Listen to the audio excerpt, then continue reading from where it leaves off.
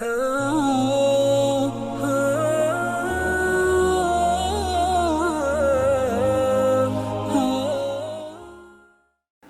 alaikum wa rahmatullahi wa barakatuh, chers frères, chères sœurs. Je reviens vers vous, vers la réponse des 4 questions qui m'ont été posées. Donc, la place de acheter dans le marché du halal. Alhamdulillah, depuis 2013, alhamdulillah, c'est en constante évolution.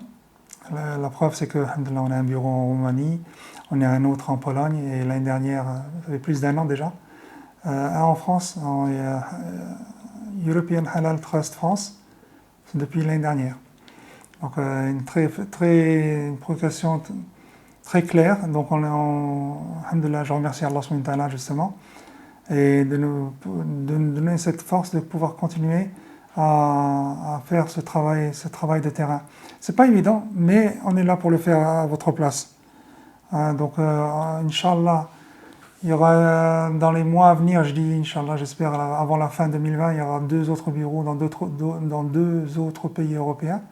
Je vous le dirai en temps et en heure, il n'y a pas de souci. Et voilà, donc ça c'est une très bonne nouvelle. On était parti avec une équipe de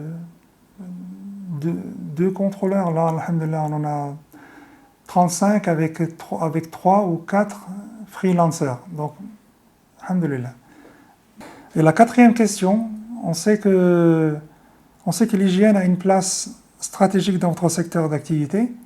Ça, c'est la dernière question des 4 qui m'ont été posées, d'accord? Donc, comment vivez-vous la crise sanitaire au sein de vos équipes?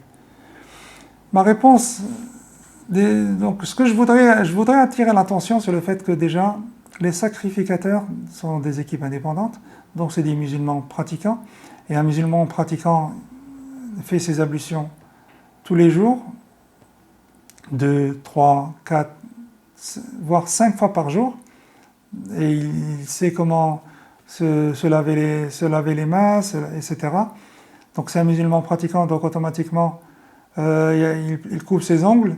On sait qu'il y a beaucoup de bactéries qui sont en dessous des ongles, même s'il y a beau laver les mains, tout ça, mais il y a toujours des résidus.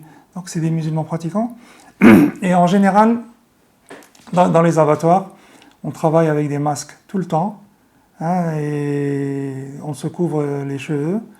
Donc cette façon de travailler, ils sont de plus en plus à cheval dessus. Donc justement, on travaillait comme ça déjà avant la crise sanitaire. Donc après la crise sanitaire, c'est vrai qu'on est plus à cheval sur ces principes, sur ces préceptes. Et alhamdulillah, donc les gens ont déjà eu l'habitude. Et en général, une personne qui est droite envers Allah, elle sera droite envers les gens. On n'a pas besoin d'être derrière lui pour de lui dire de se laver les mains, ou bien de lui dire fais attention, couvre-toi, mets un masque, mets des gants. Ça va de soi. Quand une personne elle fait ses ablutions, quand elle fait ses prières, donc il n'y a pas à rabâcher, à être derrière lui. Ça devient des pratiques très simples, et tout le monde le fait en fin de compte.